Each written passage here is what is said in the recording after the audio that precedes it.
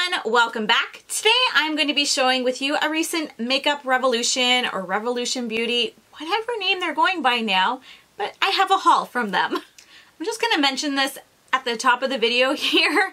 I have a twitchy eye. Oh, there it goes now. I don't know if you can tell or not. It goes every once in a while. Sometimes it stops on its own. Sometimes I have to like massage it a little bit. But yeah, my eye has been twitching for the last few days and I'm aware of it. It doesn't hurt or anything. I'm hoping it goes away on its own.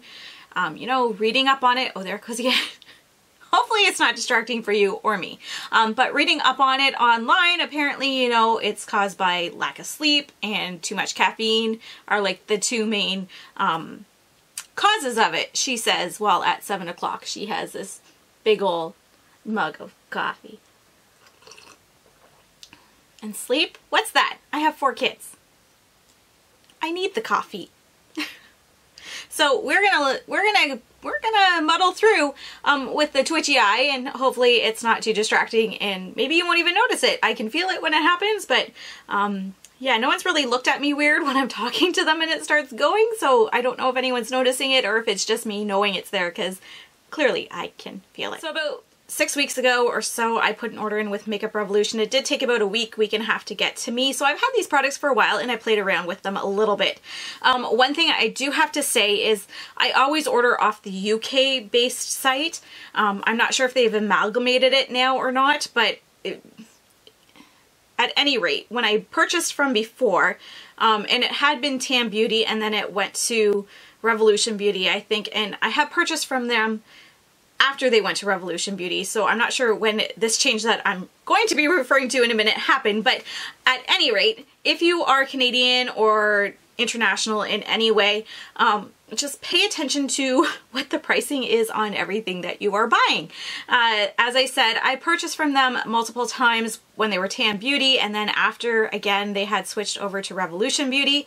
And the times that I had purchased before, you could select the dollars that you were paying in, so you would it had like the flags at the top or whatever in the drop down menu, and you click your flag. So I clicked Canada and it would show everything in Canadian dollars that I was purchasing. So I always made sure it had the flag at the top, and I have an account with them and it was always signed in. So anytime I've ordered in the past and my flag was up there and everything, I knew how much my order was coming to. I didn't have to guess what the exchange rate or anything.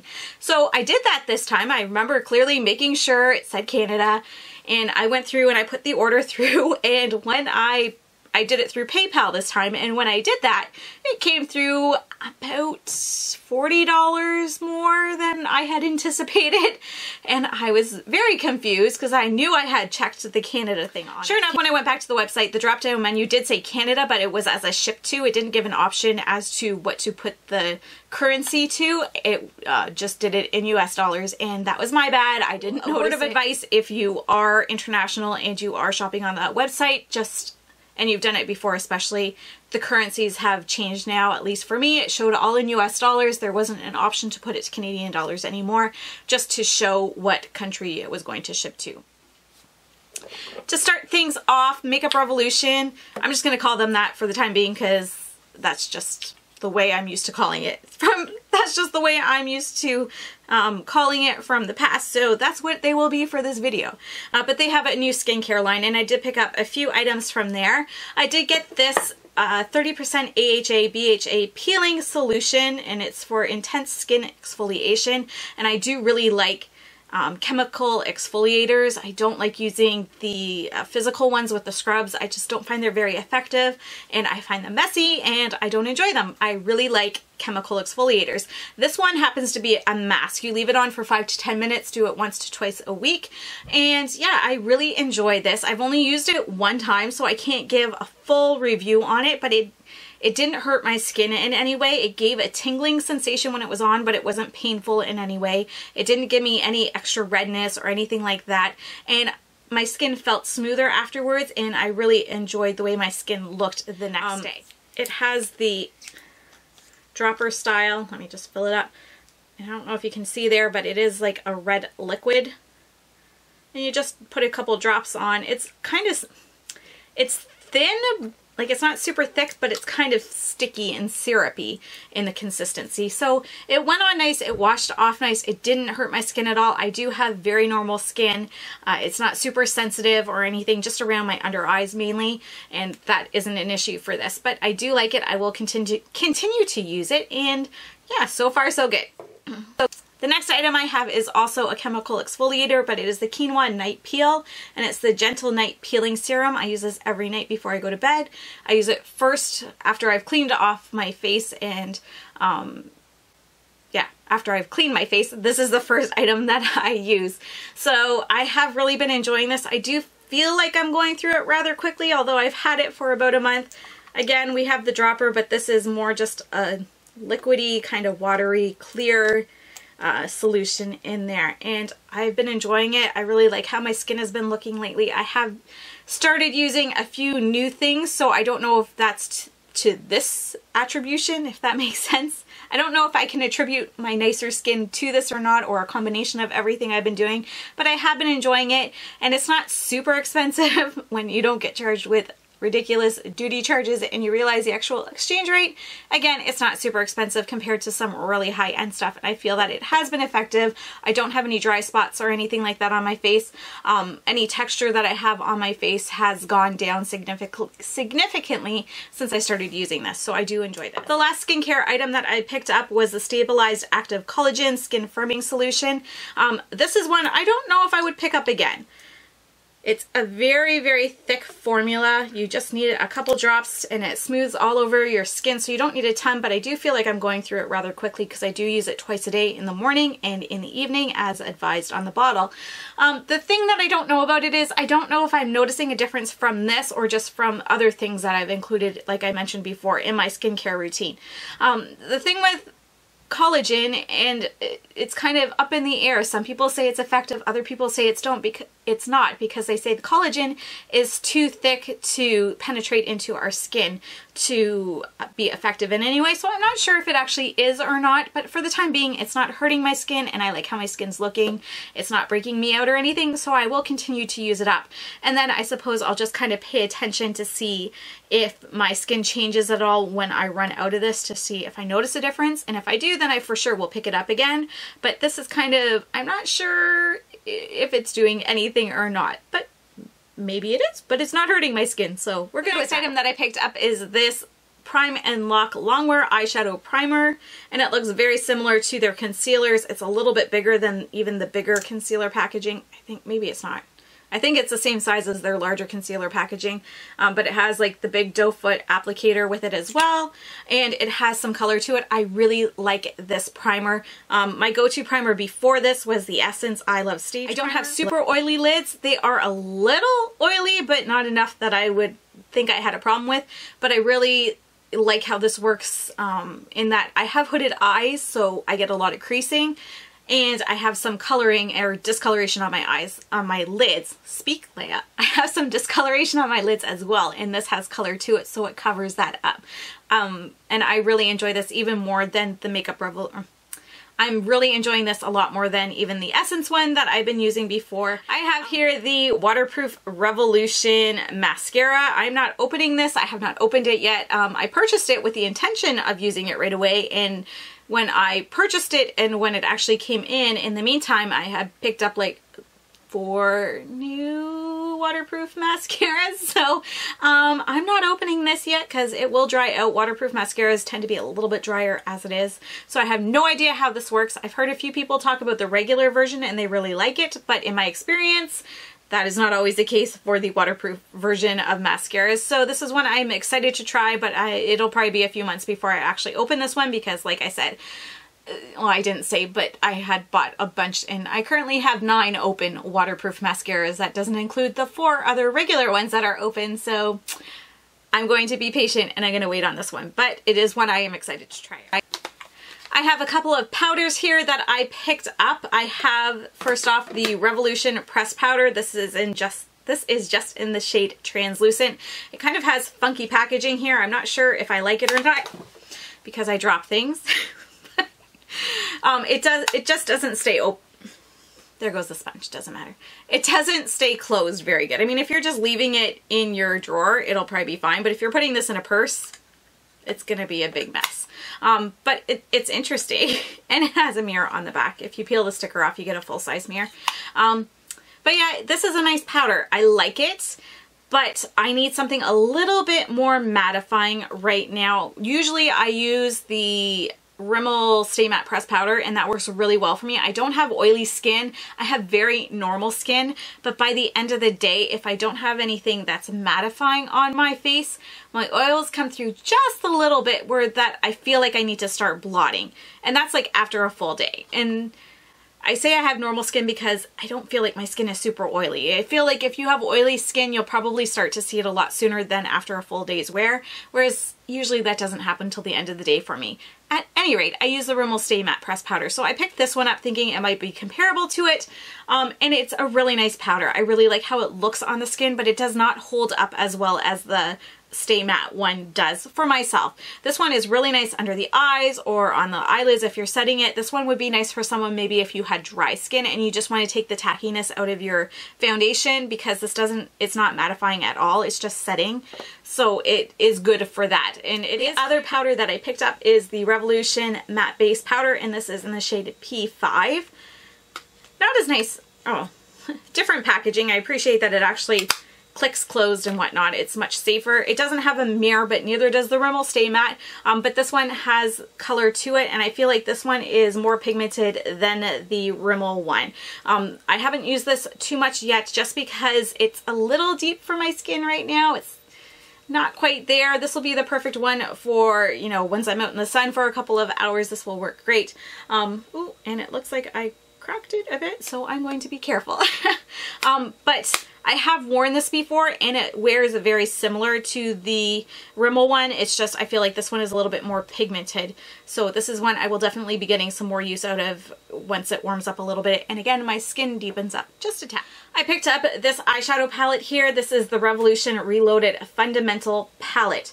And I picked it up just because I thought this was a gorgeous palette. I know it's not super colorful and it's kind of boring, but I just thought this is just a really romantic palette. This is something simple and easy to work with, and I was so excited when I got it, and then I stuck my fingers in it and I swatched it and it was awful. This shadow here comes off, I don't even know if you're gonna see, but this one here just is chunky. This one here has like no color payoff at all when you put it on. Same with this one. I like swatching them. I was like, these are garbage. What did I just buy? The mattes are nice, as with most Makeup Revolution palettes that I have, but I was really disappointed in the shimmers in this one. I swatched it just because I'm used to a lot better from them. I know they can be hit and miss, but yeah, especially their Reloaded palettes, most people talk really highly of them, and I thought it would be a lot better.